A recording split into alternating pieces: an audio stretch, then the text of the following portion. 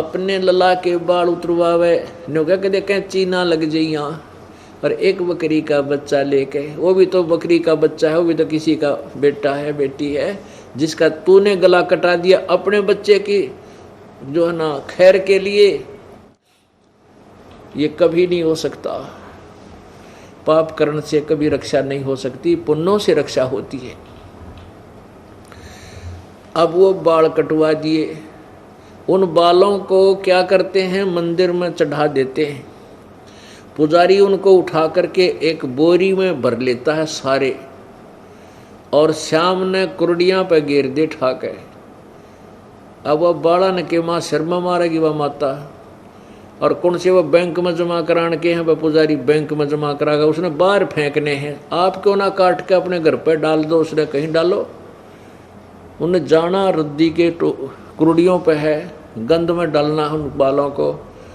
तो परमात्मा हमें इस अज्ञान से हटा के तत्व ज्ञान के आधार से सतभक्ति प्रदान करना चाहते हैं, ताकि तुम्हारा कल्याण हो सके।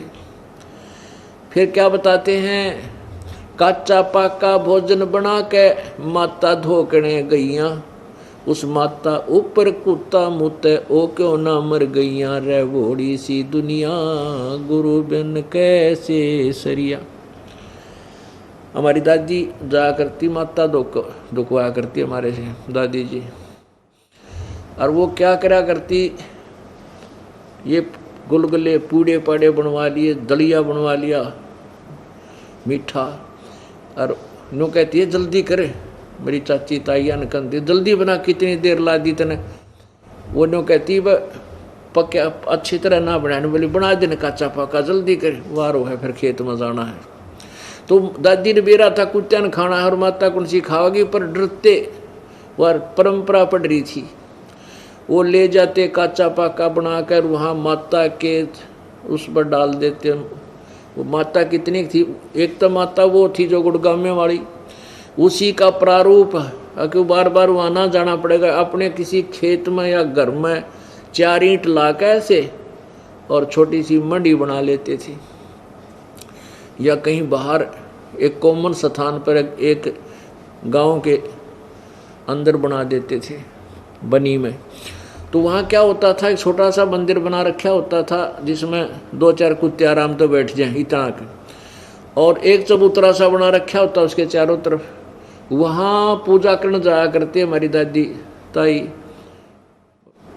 हमें ले करके, और वो तो गुलगुले घेर कर नीचे उतरे को नहीं, दड़िया पूड़े इतना कुत्ते 4 चड्डे उसका चोकर देकर, और लड़े एक दूसरे और खाओ उस माता का तो नंबर भी ना देर। उस पर चलते समय मुँह इटकावे माता के शर में।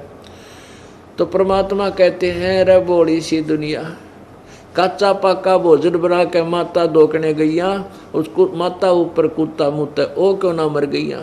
तू तो उस माता ने इसी शेर मान रही, क्या तेरे घर में सुख रहेगी, उस पर मुँह कुत्ता, वह उसकी टांग क्यों ना तोड़ देती। यदि वहाँ कोई देवी है तो इतनी बेशर्मी में सहन करेगी। अब बुढ़िया की चोटी में कुत्ता मुत्ता 2 मारा मोगरे ठाक है, वह जीवित है, और वो उस जिसने तुम माता मान रही, जिस तक खैर मांगने जा, और वह चसकती भी कोई ना, देखी सी आंख बंद हो रही थी। ये मेरे दाता जीवित बाप के लट्ठम लट्ठा और मुँह गंग पुचैया, जब आवे आसोज का महीना वो कौआ बाप बनाइया, रे भोड़ी सी दुनिया गुरु बिन कैसे सरिया। ओहो, अब पिताजी जीवित हैं, उनकी सेवा करो, हैं उनकी आज्ञा का पालन करो, ताकि वो खुश हों तुम्हारे से। जब पिताजी भेजेगा इशार पावेगा जींद बा लड़का है, फिर वो उसको जले जा उसका खून, तू वहाँ क्यों नहीं गया, तने यूँ नहीं करा, तने के पड़ी, माफ़ कर लूँगा। यानी जीव जब इतने तो बाप की एक नहीं माने हैं, उसके साथ खस्से जागा, सारी उल्टी सुल्टी बात करेगा, और मरने के बाद फिर कुल के लोग इकट्ठे करके न्यों तेरे पिता की गति करा का गंगा में, गंगा मस्ती गेर का ना, तेरे बाप की मुक्ति नहीं होगी।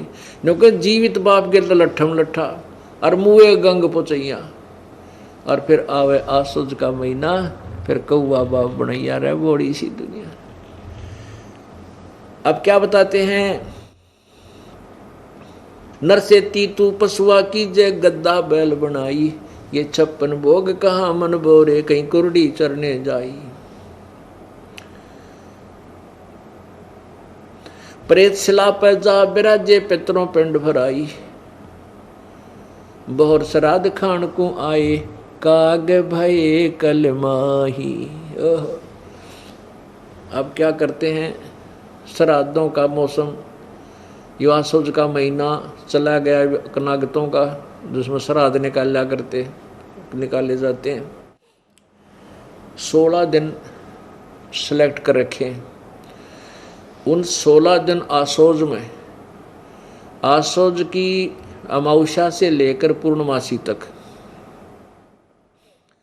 ये 16 दिन सेलेक्ट कर रखे हैं। और जिस दिन भी कोई पिताजी की मृत्यु हुई है, भाई प्रथमा को, द्वितीया को, तृतीया को, चतुर्थी को, या पांचम, छठ को, आठम को, जिस दिन भी, तो इन 16 दिनों के अंदर उसी दिन उस पिता के श्राद्ध निकाल दो, तो क्या हो जाएगा कि पिता की गति हो जाएगी।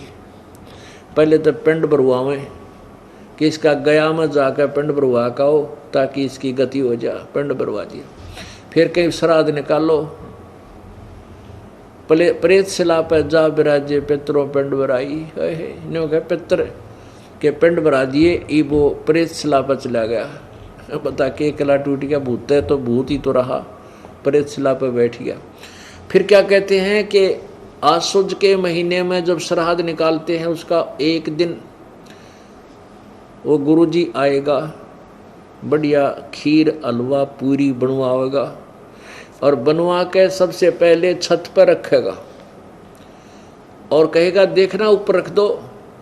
अब तो रखते ही कौवा आवेगा और कौवा उसको उनके मोहन भोग को खाएगा। तो फिर गुरुजी क्या कहेगा, अगर देख लग गया तेरे पिता को भोग, के बेरा हो सकता कौवा ही बन गया हो। अरे तेरा गजब हो। अब कहाँ से पिता की गति कराने लगे थे, पहले अस्थि उठाओ, पिता की गति हो गया, गंगा में डाल काओ, फिर 13वीं बनाओ, 13वीं करो, किस लिए पिता की गति हो जाएगी, फिर महीना करो, फिर 6 माही करो, और फिर वर्षी करो, किस लिए, पिता की गति करने के लिए।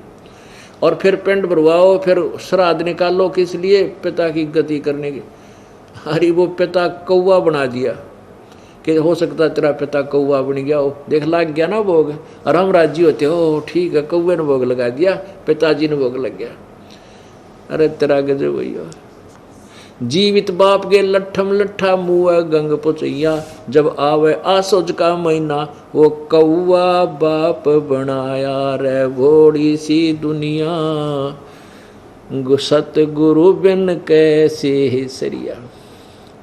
आसोज के महीने वो कौवा बाप बना, वो बाप कौवा बना के छोड़ दिया गति कराने वालों ने।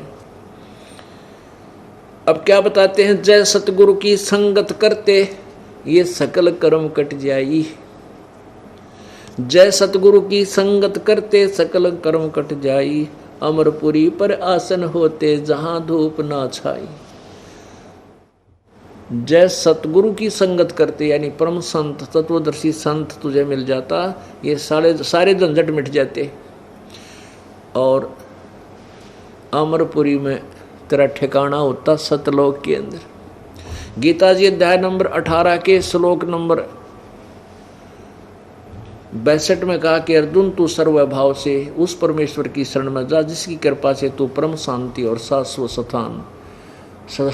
स्थान अमरपुरी, अमर स्थान, अमर लोक, अमरपुरी पर आसन होते जहां धूप ना छाई, जहां तुझे कोई कष्ट नहीं था, वहां तेरा ठिकाना बनता। अब क्या बताते हैं, ये सारी कुछ कहानी सुनाकर परमात्मा हमें के याद दिलाना चाहते हैं कि जो साधनाएं आप करते हो, प्रथम तो आप राम नाम लेते नहीं, इच्छा ही को ना बनती किसी की, और कोई पुण्यात्मा पूर्व संस्कार से कहीं भक्ति की तरफ लगती है तो उसको दिशा ठीक नहीं मिलती, वो अपने मनुष्य जीवन को बर्बाद करके चला जाता है।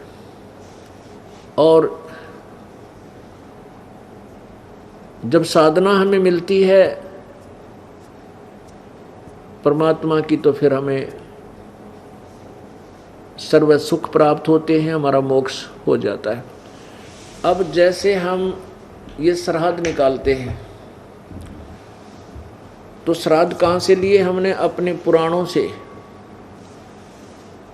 पुराणों से हमने श्राद्ध निकालने का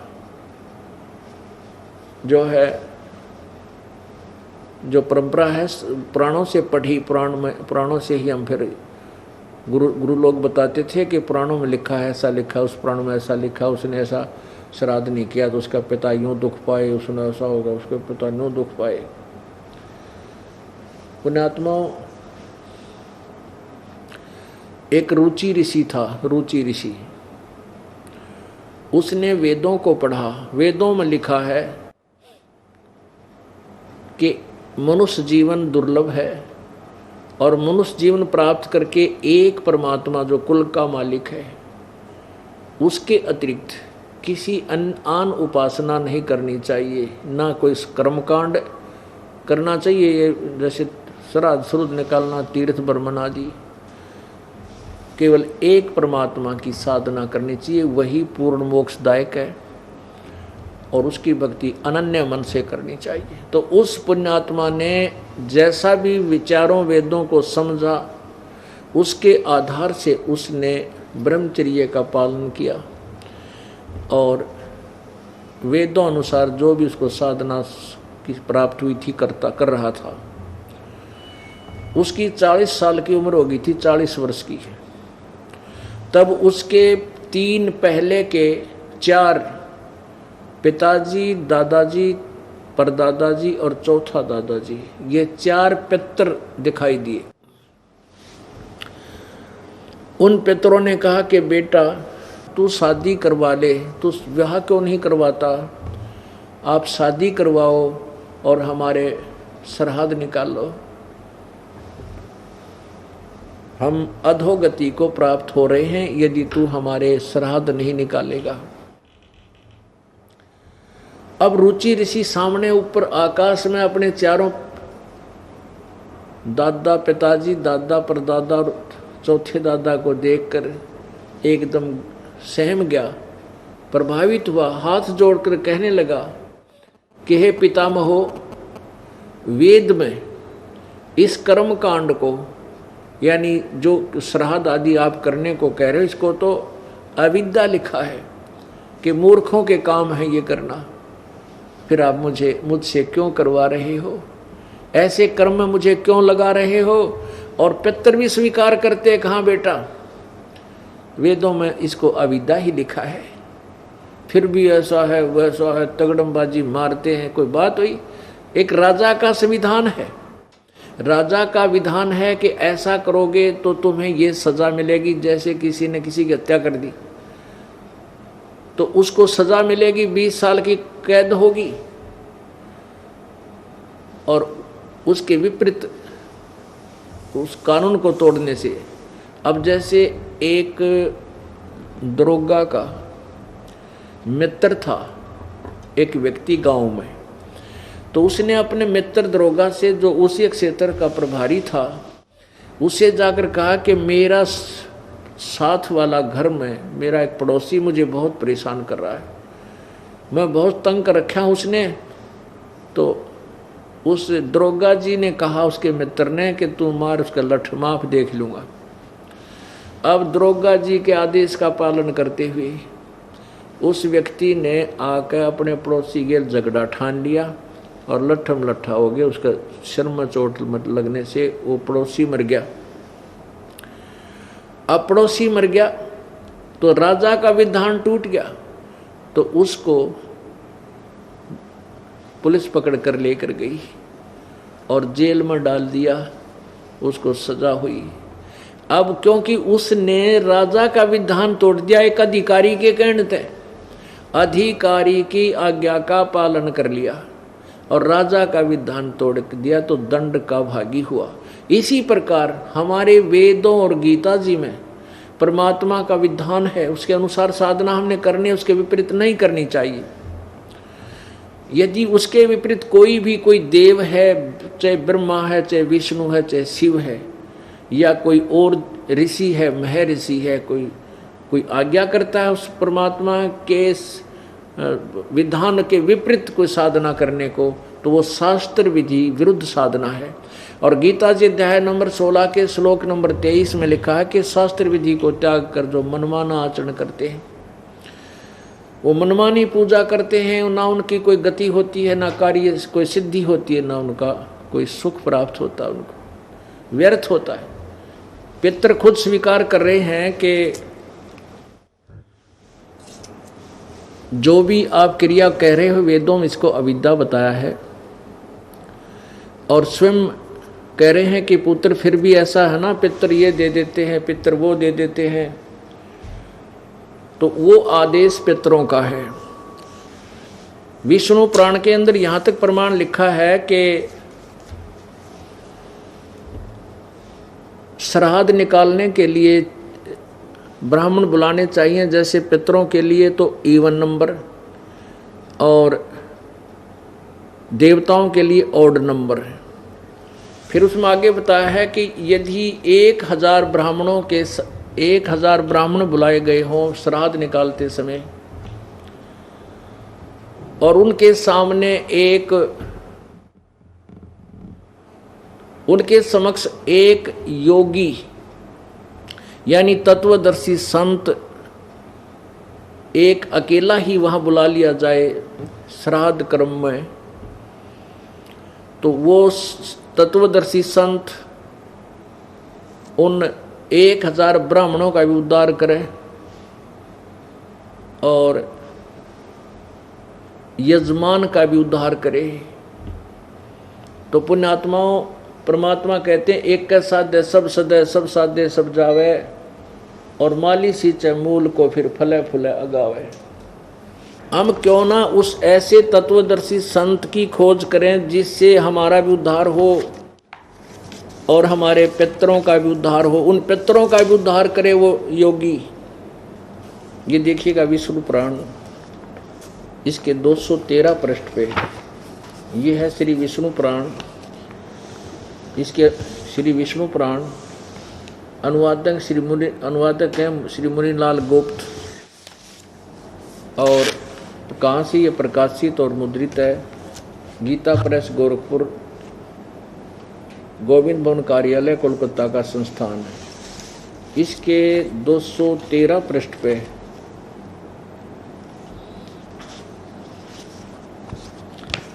ये देखिएगा, पृष्ठ नंबर 213 और तृतीय अंश, अध्याय नंबर 15 और 16, ये 16 में है। अध्याय नंबर 15 के लास्ट में है कि हे भोपाल, पितर गण का आधार चंद्रमा है और चंद्रमा का आधार योग है, इसलिए श्राद्ध में योगी जन को नियुक्त करना अति उत्तम है। हे राजन, यदि श्राद्ध भोजी 1000 ब्राह्मणों के सम्मुख एक योगी भी हो तो वह यजमान सहित उन सब का उद्धार कर देता है। अब फिर हम क्यों डले डोआ, नरे ब्राह्मण बुलावा, इधर तो फिर 4 बुलाओ, 2 बुलाओ, 10 बुलाओ, तो क्यों ना हम एक ही तत्वदर्शी संत की शरण ग्रहण करें जो ब्राह्मणों का भी उद्धार कर दे और हमारा भी उद्धार करे। अब वो रुचि ऋषि की जो कथा है वो ये मार्कंडे पुराण के अंदर है, रुचि ऋषि की कथा। अब देखिएगा इसके 242 पृष्ठ पे ये मार्कंडे पुराण, ये है मार्कंडे पुराण, और ये गीता प्रेस गोरखपुर से प्रकाशित है। प्रकाशक एवं मुद्रक हैं गीता प्रेस गोरखपुर, गोविंद भवन कार्यालय कोलकाता का संस्थान। इसके 243 पृष्ठ पे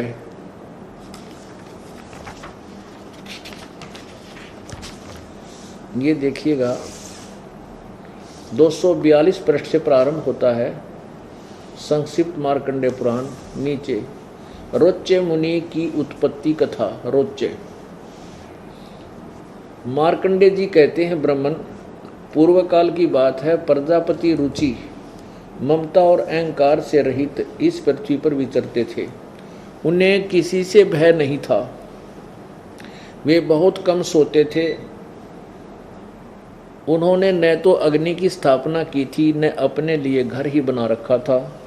वे एक बार भोजन करते और बिना आश्रम के रहते थे। उन्हें सब प्रकार की आसक्तियों से रहित एवं मुनिवर्ती में रहते देखकर उनके पितरों ने उनसे कहा। पितर बोले, बेटा, विवाह स्वर्ग और अपवर्ग का हेतु होने के कारण एक पुण्यमय कार्य है, उसे तुमने क्यों नहीं किया? गृहस्थ पुरुष समस्त देवताओं, पितरों, ऋषियों और अतिथियों की पूजा करके पुण्यमय लोकों को प्राप्त करता है। अब देखो, एक गृहस्थ पुरुष समस्त देवताओं, पितरों, ऋषियों और अतिथियों की पूजा करके पुण्यमय लोकों को प्राप्त करता है, मोक्ष नहीं। वह सभा के उच्चारण से देवताओं को सवधा, शब्द से पितरों को तथा अन्नदान बलि वैश्वदेव आदि से भूत आदि प्राणियों एवं अतिथियों का उनका भाग समर्पित करता है। बेटा, हम ऐसा मानते हैं, यानी फाइनल नहीं है, हम ऐसा मानते हैं कि गृहस्थ आश्रम को स्वीकार न करने पर तुम्हें इस जीवन में कलेश पर कलेश उठाना पड़ेगा और मृत्यु के बाद में और दूसरे जन्म में भी कलेश ही भोगने पड़ेंगे। अब रुचि ने कहा, पितरगण, परिग्रह मात्र अत्यंत दुख है एवं पाप का कारण होता है। उससे मनुष्य की अधोगति होती है। यही सोचकर मैंने पहले स्त्री संग्रह नहीं किया। मन और इंद्रियों को नियंत्रण में रखकर जो यह आत्म संयम किया जाता है, वह भी परिग्रह करने पर मोक्ष का साधक नहीं होता। ममता रूप कीचड़ में सना हुआ होने पर भी यह आत्मा जो परिग्रह शून्य चित्त रूपी जल से प्रतिदिन धोया जाता है, वह श्रेष्ठ प्रयत्न है। जितेंद्रिय विद्वानों को चाहिए कि वे उनके जन्मोद्धार संचित कर्म रूपी पंख में न सने हुए आत्मा का ऐसे सदासन रूपी जल में प्रक्षालन करें। पितर बोले, बेटा, जितेंद्रिय होने पर आत्मा प्रक्षालन करना उचित है, किंतु तुम जिस पर चल रहे हो वो मोक्ष मार्ग नहीं है। किंतु अब क्या बताते हैं, पूर्व जन्म में किया हुआ मानव का शुभाशुभ कर्म सुख दुख में भोगों के रूप में प्रतिदिन भोगने से ही क्षीण होता है। यानी का कहने का भाव, कर्म तो भोगना ही पड़ेगा। आगे लिखा है, रुचि ने पूछा, पितामहो, वेद में कर्म मार्ग को अविद्या कहा है, फिर क्यों आप लोग मुझे उस मार्ग में लगाते हैं? जो मुझे तुम श्राद्ध आदि निकालने के लिए कह रहे, वो तो वेद में अविद्या कहा है, फिर क्यों आप मुझे इस पाप में लगाते हो, इस मार्ग में लगाते हो? पितर बोले, ये सत्य है कि कर्म को अविद्या ही कहा गया, इसमें तनिक भी मिथ्या नहीं। फिर कुआं में पड़ जाओ तुम। आप भी मान रहे हैं कि जो भी वेद में इसको अविद्या लिखा है इसमें तनिक भी संशय नहीं है, और फिर भी कह रहे हैं बेटा ना तुम हमारे श्राद्ध निकाल। देखिए, अब देखो, ये है वो, इन चित्र भी बना रखा है। ये रुचि ऋषि और आकाश में ये 4 पितर दिखाई दिए। ये भी पहले ऋषि थे, ये करके काम अपना कर्म बिगाड़ गए, इन्हें दुनिया के खा टिकड़े श्राद्ध कटवा का आप भी भूत बन गए, और बेटे नौर सलाह दे रहेगा तो भी इससे काम में आ जा। जबकि गीता जी अध्याय नंबर 9 के श्लोक नंबर 25 में लिखा है कि भूत पूजनीय भूत बनेंगे, पितरों को पूजने वाले पितर बनेंगे, और देवताओं के पूजने वाले देवताओं को प्राप्त होंगे, मेरे पूजने वाले मुझे प्राप्त होंगे। अब पितर पूजने वाले पितर बनेंगे, ये 4 पितर बन गए। वही क्रिया इनके दिमाग में गूंज रही थी, घूम रही थी, उसी को सत्य मान रहे थे। अपने पुत्र को भी उसी नरक में डालने की चेष्टा कर रहे हैं। आगे देखा, ये 244 पृष्ठ पे रुचि ने कहा, पितरो, अब तो मैं बूढ़ा हो गया, भला मुझको कौन स्त्री देगा? इसके सिवा मुझ जैसे दरिद्र के लिए स्त्री को रखना बहुत कठिन कार्य है। पितर बोले, वत्स, यदि हमारी बात नहीं मानेगा तो हम लोगों का पतन हो जाएगा और हमारी भी अधोगति होगी। तेरा गजब भैया, अरे भूत बन रहे इस तागौर के गति अधोगति होगी तुम्हारी आखिर हो रही यार, फिर भी नो क्या हमारे श्राद्ध निकाल दे। अब परमात्मा अपनी अमृतवाणी बताते हैं, गुरुआ गांव बिगाड़े संतो गुरुआ गांव बिगाड़े, ऐसे कर्म जीव कहला दिए ईब झड़े ना जाड़े। अब इनको कोई समझावे कि भाई ये काम ना करो, ये पत्थर मत श्राद्ध मत निकालो, तो कति नहीं मानती बोली आत्मा। नो कह देख क्या हम अपने पिताजी के लिए ये भी नहीं कर सकते? रे भले आदमी हो, जब आपके माता या पिता जीवित थे वो दिन में 2 बार तो कम से कम आहार करते थे, और अब मरने के बाद एक तरफ तो कहो वे भूखे रहते हैं इसलिए उनको आहार कराना चाहिए हैं, और वो जो 1 वर्ष में 1 दिन छठ या सातम ने श्राद्ध निकाल दिया, तो इससे सिद्ध हो गया कि तुम्हारे पिताजी तृप्त हो गए, 1 वर्ष के लिए छक गए वह। या भी अकल मार रखी हमारी। रे 1 दिन में श्राद्ध करने से क्या तेरे पिताजी का पेट भर गया? यदि तेरा पिता कौवा बन गया तो प्रतिदिन 2 रोटी तोड़ के और ऊपर छत पर रख छोटे टुकड़े बना के, तेरा पिता कौवा तो बनवा दिया इन्होंने, कम से कम उसका पेट तो भरा रहे। डेली डाल 2-4 रोटी, चिड़िया बन रहा हो चिड़िया खा लेगा, हैं भाई कोई काबर बन गया हो काबर बन के खा लेगा, कोई कीड़ी बन गया होगा कीड़ी का मुंह पड़ जाएगा। ये कैसे होगा कि तेरा पिताजी स्वर्ग में है और वहाँ उसको आहार नहीं मिल रहा? पितरों को स्वर्ग में कौन जान देगा, वह पितरलोक अलग होता है। तो क्या बताते हैं, गुरुआ गांव बिगाड़े संतो गुरुआ गांव बिगाड़े, ऐसे कर्म जीव कहला दिए ईब झड़े ना जाड़े।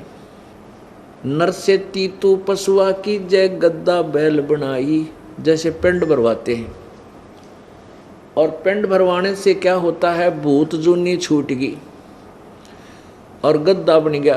बता के मुक्ति करवा दी। भूत जूनी वहां छूटे है पिंड प्रदान करंत, दास गरीब जिंदा कह नो मिले नहीं भगवंत।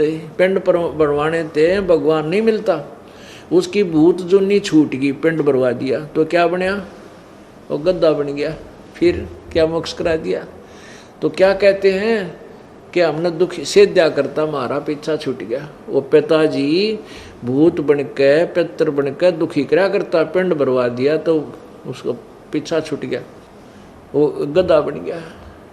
कहते हैं फिर पीछे तू पशुआ की जय गद्दा बैल बनाई, ये 56 भोग कहाँ मन बोरे कि तक कुरड़ी चरणे जाई। अब कितना आप मनुष्य जीवन में कितना अच्छा आहार करते हो, भूख लगती है घर पे हो तो खाना खाते हो, कहीं सफ़र में हो जाते चाय बनवा लो, कोई दूध पीवे, कोई फल खा ले, हैं अच्छे चाय समोसे खाएं, तुरंत अपना समाधान कर लेते हैं। प्यास लगती है तुरंत हम जलपान कर लेते हैं।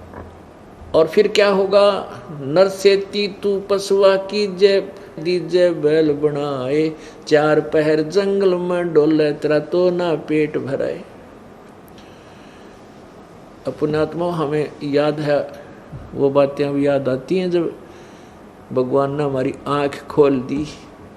इस दास का जन्म किसान परिवार में जो हुआ, और हमारे एक बैल था, उस बैल के पैर में पिछले पैर में खुरों के बीच में एक कील लागेगी, कील अच्छी 1.5 इंच की चोबा कील, एक जो है ना सक्रिय सा था, और वो अंदर घुस गई। उसके ऊपर की कैप को नहीं थी, वह टोपी सी होती है, वो टूट गई थी, उसने किसी नालायक ने बाहर फेंक दी गली में, और वो बैल के पिछले पैर में घुस गई।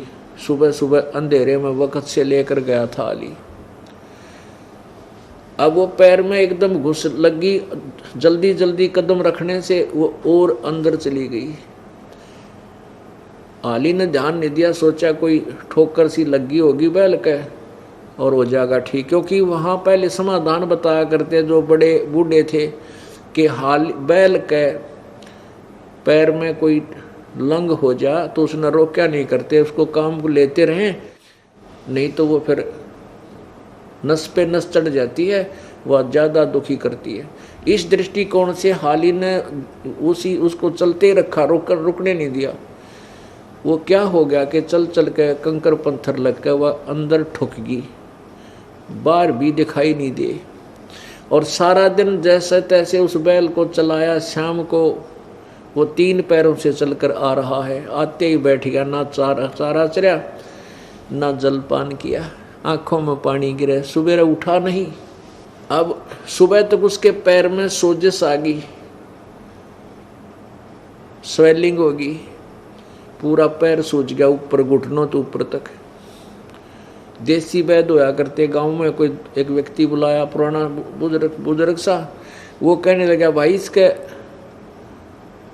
गोड्डे में, घुटने में बाव आया हुआ है, और उस घुटने के ऊपर पट्टी बांधनी शुरू कर दी, गर्म कोई बनू के जैसे भी जड़ी बूटी, कील लगी है नीचे खुर में, और ट्रीटमेंट हो रहा है घुटने का। अब वो बोल के नहीं बता सकता मेरे कहाँ चोट लगी है। और जब वो मनुष्य शरीर में था, धरती तो लिया करता, उसको सोचा भी नहीं होगा तेरे साथ ये बन जाएगी नालायक प्राणी परमात्मा की भक्ति के बिना। 1 महीने के बाद वो वैसे खुर देख लिए थे पहले, हाथ उठ मार के हमारे घर वालों ने भी, उस देसी वैद्य ने भी, लेकिन वो कील अंदर घुसी हुई थी, निशान भी नहीं था। पीड़ा इतनी जबरदस्त के बैल ना चारा चरे ना जल पीवे। 1 महीने के बाद वो कील जहाँ लगी थी वो पक के अपने आप फूट कर उसमें से मवाद निकलने लगा। फिर देखा एक बुलाया व्यक्ति एक चिमटी सी ले रहा था, वो नकचुंडी, उसके साथ सुना खुरच कर वो देखा, वो पकड़ के खींची, अरे तरह गजब वही हो, या कील लगी थी बैल के पैर में। फिर वो बैल चारा चरण लगा, धीरे धीरे स्वस्थ हुआ। पुण्यात्माओं, अब ना तो वो ये बता सका मेरे कहाँ पीड़ा है, पीड़ा हो रही, पीड़ा थी खुरों के बीच में पैर में, और इलाज घुटने का, पट्टी वहाँ करने लग रही।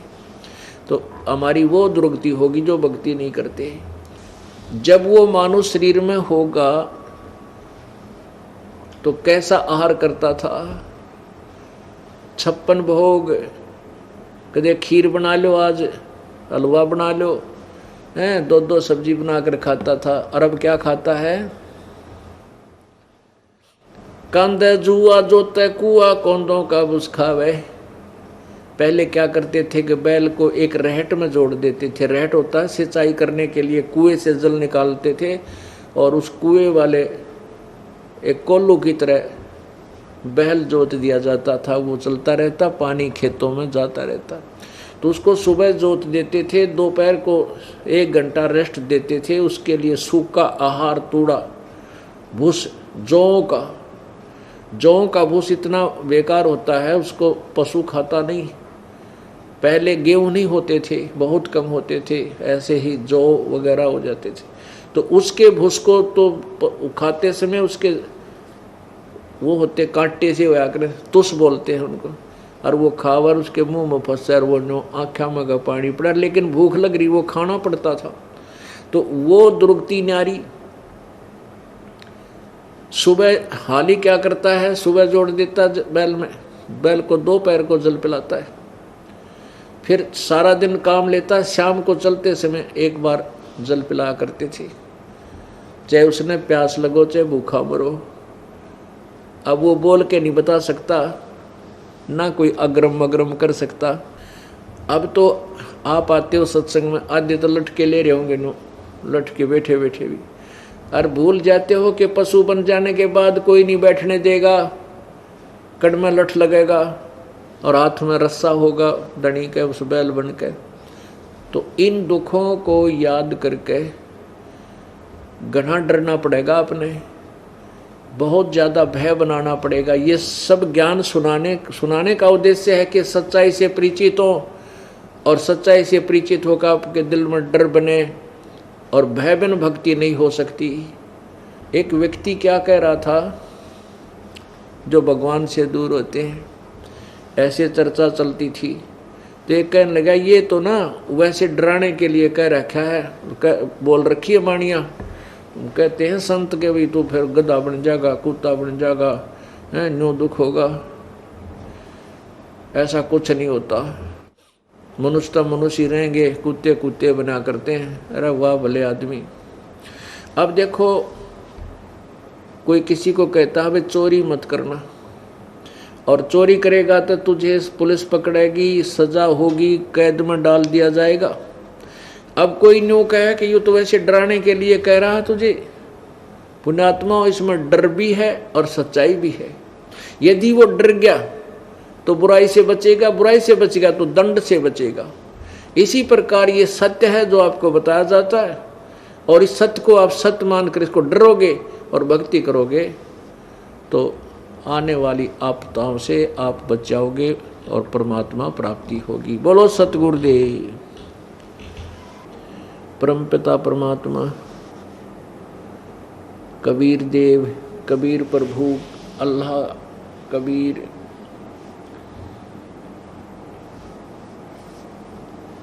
ये पूर्ण परमात्मा है, सारी सृष्टि के रचनहार हैं। और ये वही परमात्मा है जो आज से लगभग 600 वर्ष पूर्व पवित्र भारतवर्ष की पवित्र भूमि पर बनारस शहर के अंदर एक लहर तारा तालाब पर कमल के फूल पर शिशु रूप धारण करके प्रकट हुए थे। किसी माँ से जन्म नहीं लिया था, और उनको एक निसंतान दंपति, जुलाहा दंपति, जिनके नीरू और नीमा नाम थे, वो परमेश्वर बालक लीला रूपधारी परमेश्वर को अपने घर ले गए और उनको बच्चे की तरह उनका पालन किया।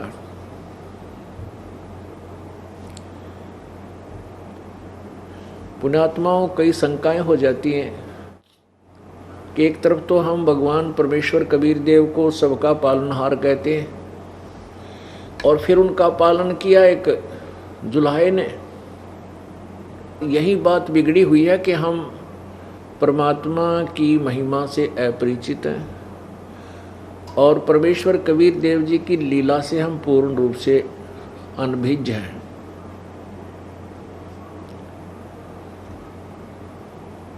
कबीर परमेश्वर जी बालक रूप में जब 25 दिन के हो गए, और 25 दिन तक उन्होंने कुछ भी आहार नहीं किया।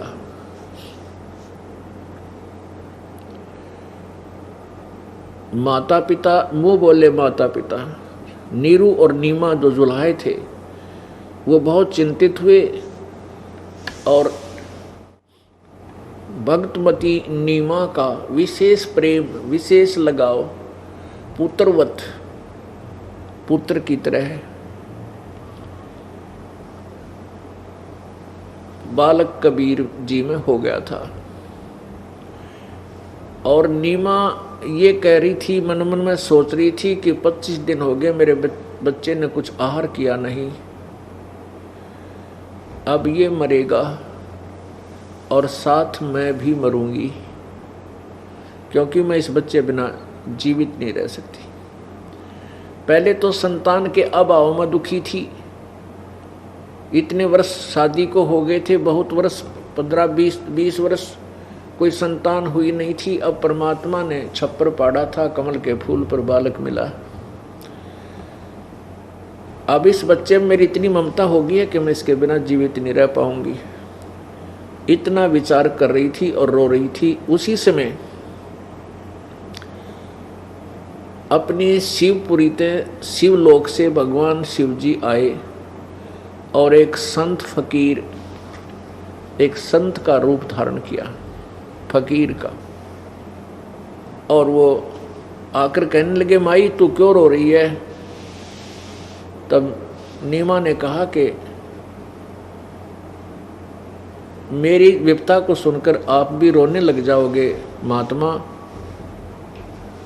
मत सुनो मेरी गाथा को।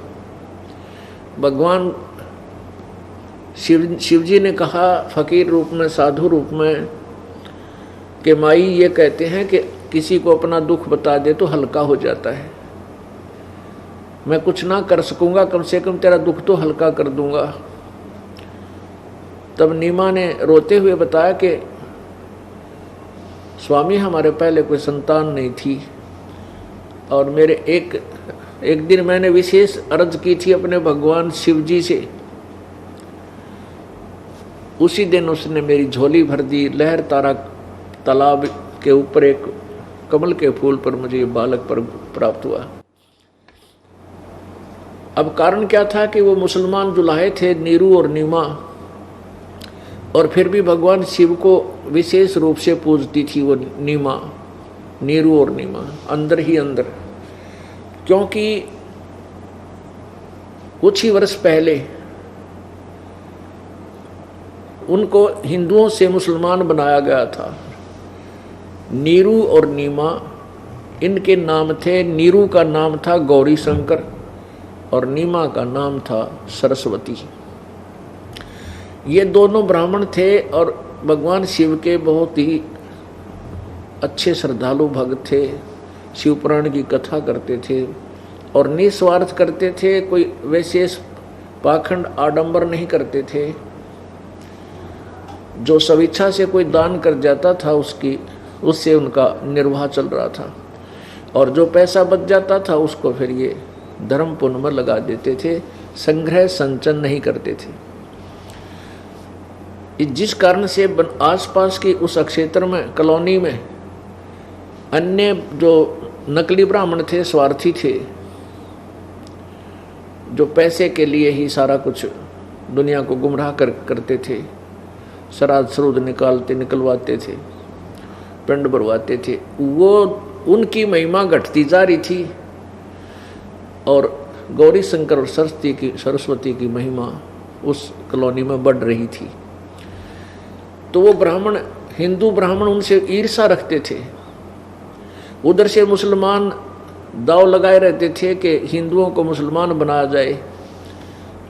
जब उन मुसलमानों को ये पता लगा, काजी पीरों को, कि इस गौरी शंकर और सरस्वती का कोई ब्राह्मण साथी नहीं है, तो उन्होंने जबरदस्ती उनको मुसलमान बना दिया था। और जो स्वार्थी ब्राह्मण थे उन्होंने डंडोरा पीट दिया था कि ये मुसलमान बन गए हैं, इनको जाति से निकाल दिया है, इनका गंगा में स्नान करना बंद है, इनसे कोई हिंदू संबंध ना रखे। तो उसके बाद उन्होंने क्या सोचा कि अब क्या कार्य करें। पहले तो पूजा जो आती थी उससे निर्वाह हो रहा था, कथा करके जो पैसा आता था। तब उन्होंने विचार विमर्श करके जुलाहे का काम शुरू कर दिया था 10-15 वर्ष पहले, यानी परमात्मा प्राप्ति से 10-15 वर्ष पहले, जब वो मुसलमान बना दिए गए थे। अब वो जुलाहे का कार्य करने से जुलाहा कहलाए, लेकिन हृदय से परमात्मा यानी भगवान शिव जी की चाह न्यों की न्यों बनी हुई थी। ऊपर दिखावा नहीं करते थे, पर अंदर से उसी की साधना करते थे। इसलिए भगवान शिव जी कहते हैं, जो जाकी शरणा बसे ताको ताकी लाज, और जल सोही मछली चढ़ जाइए बह जाते गजराज। पुणात्माओं, जो व्यक्ति जिस भी देव की, जिस भी प्रभु की साधना करता है, उसके आश्रित है, वो उसको दिल खोल कर राहत देता है जितनी उसकी समर्थता है। जो जाकी शरणा बसे ताको ताकी लाज, और जल सोही मछली चढ़ जाए वो बह जाते गजराज। अब जैसे जल और मछली का जल से विशेष प्रेम होता है, पूर्ण रूप से आश्रित होती है, तो जल भी उस अपने आश्रित मछली को स्वतंत्रता दे देता है, पूरी छूट दे देता है। अब जैसे ऊपर से जल गिर रहा हो नीचे 20-30 फुट, और वहाँ से पानी गिरकर ऐसे इतना तेज फाल होता है कि गजराज बोलते हैं हाथियों के राजा, बहुत तगड़े हाथी को भी बहा ले जावे, वो इतना तेज बहाव होता है ऊपर से गिर रहे पानी का। और मछली नीचे से ऐसे ऐसे करती करती ऊपर पहुंच जाती है, उस बहाव, उस पानी के बहाव के विपरीत। तो जल ने उस मछली को इतनी स्वतंत्रता दे दी है, वो कहीं घूमो फिरो, इतनी राहत देती। इसलिए बताते हैं कि जो जाकी सरना बसे, ताको ताकी लाज, और जल सोही मछली चढ़ जा, और बह जाते गजराज। गज माने हाथी, गजराज माने हाथियों का राजा, यानी सबसे तगड़ा मजबूत बहुत भारी हाथी को भी वो पानी बहा ले जाता, लेकिन मछली ऊपर चढ़ जाती है। अब जिसने जैसे विचार कीजिए, किसी ने किसी तहसीलदार से मित्रता कर रखी है। अब तहसीलदार साहब उस अपने कार्य क्षेत्र में अपने मित्र को पूरी राहत दे देता है। उसका मित्र वहाँ जाता है, अपने ऑफिस में बैठाएगा, चाय पानी पिलावेगा, और वहीं बैठे सारे काम उसके जो होने के हैं, जो जायज़ हैं, जो कर सकता है, वहीं बैठकर कर देगा। और नहीं तो रजिस्ट्री कराने के लिए कभी अर्जी नसीब न ढूंढो, कितने को नंबरदार ढूंढ के लाओ, फलाना करो, या ना जाने कितना समय लग जाए, हो ना भी हो उस दिन। तो इतनी राहत उस मित्र को दे दी, क्योंकि वो उसका खास था। किसका? तहसीलदार का। ऐसे ही कोई डीसी का मित्र है, तो डीसी अपने सत्र की जो राहत है वहाँ को चेयर पर बैठा कर दे देगा उसको। और वैसे डीसी के साहब के ऑफिस में हिम्मत भी कोई ना किसी के जान की। और किसी की मंत्री से मित्रता है तो मंत्री जी के पास सीधा बढ़ जाएगा जाते ही, और वहीं बैठ कर अपने सत्र के काम वो तुरंत अपने मित्र के कर देगा। ऐसे ही मुख्यमंत्री, ऐसे ही प्रधानमंत्री। अब जो जाकी सरना बसे, और ताको ताकी लाज, जल सोही मछली चढ़ जाए, ये वह जाते गजराज। तो ऐसे ही जिसने जिस भी देव की, भगवान की पूजा की है, जिस पर वो आश्रित है, तो वो भगवान, वो प्रभु, वो स्वामी अपने सत्र का लाभ अपने उपासक को अवश्य दे देता है, जितनी उसकी क्षमता है। और उसके दुख में भी दुखी होता है।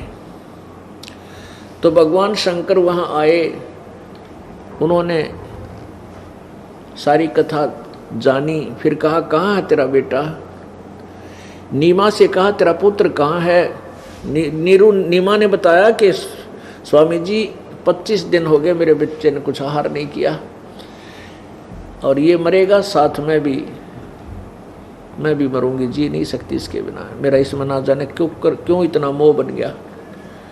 तो भगवान शंकर बोले वो बच्चा कहाँ माई मुझे दिखा। अब वो नीमा लाई उठा के, और भगवान शिव जो खड़े थे साधु रूप में, उनके चरणों में बच्चे को डालना चाहा, ऐसे उनके चरणों में उसने तो डाल ही दिया था। तो परमात्मा वहाँ के चरणों से ऊपर ही हाथ से उठे, जैसे यूँ डालना चाहे थी, हाथ से उठे और 5-6 फुट की ऊंचाई पर अपने आप दूर जाके ऐसे स्थिर हो गए बच्चे। तब भगवान शिव ने ऐसे किया, परमात्मा उनके हाथों में आ गई। और फिर चर्चा हुई, 7 बार वो बालक बोला, 7 प्रश्न उतरी, 7 बार प्रश्नोत्तरी हुई भगवान शिव, यानी इस तमगुण शिव, त्रिलोकीय शिव और परमेश्वर पूर्ण ब्रह्म की। तो परमेश्वर ने शिव जी से कहा कि भगवान शिव जी इसको कहो, माई से कहो कि एक कंवारी गाय लावे, और उस कंवारी गाय के ऊपर आप आशीर्वाद दे देना, थपकी लगा देना उसके कमर पर, वह दूध दिया करेगी। उसी समय भगवान शिव ने नीमा से कहा कि तेरा पति कहाँ है, कि यहीं है, अभी बुलाती हूँ। और नीरू आ गया, नीरू से सारी कहानी बताई। वो तुरंत ही गया और एक कुंवारी गाय और एक कोरा मटका, कोरा घड़ा, कुम्हार के तरह सूचा घड़ा लिया, साफ सुथरा छोटा सा, और परमात्मा के आदेश अनुसार शिवजी भगवान ने उस गाय के थपकी मारी, लंबे लंबे सतन हो गए और वो पात्र नीचे कर दिया, अपने आप दूध जल पड़ा और भरने के बाद बंद हो गया। तब परमेश्वर ने कहा कि अब प्रतिदिन दूध दिया करेगी और भगत जी से कह दो नीरू को कि थपकी मारे और दूध निकाल लिया करेगा। ऐसा ही होने लग गया। अब करे करावे साइया मन में लहर उठा, दादू सिरदर जीव के वो आप बगल हो जाए। परमात्मा महिमा का भूखा नहीं है, क्योंकि वो महिमा से परिपूर्ण है। अब परमेश्वर ने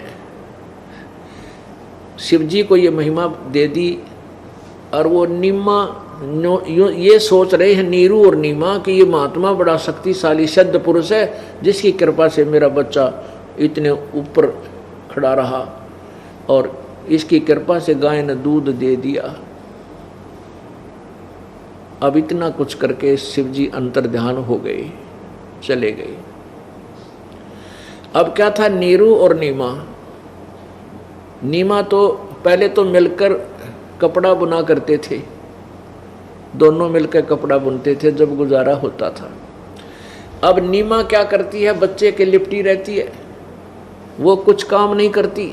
नीरू अकेला कपड़ा बुनता था। फिर वो गाय और आगी एक गऊ, फिर उसकी गाय का चारा लाना, उसको काटना, संभालना, यो काम और बढ़ गया नीरू का।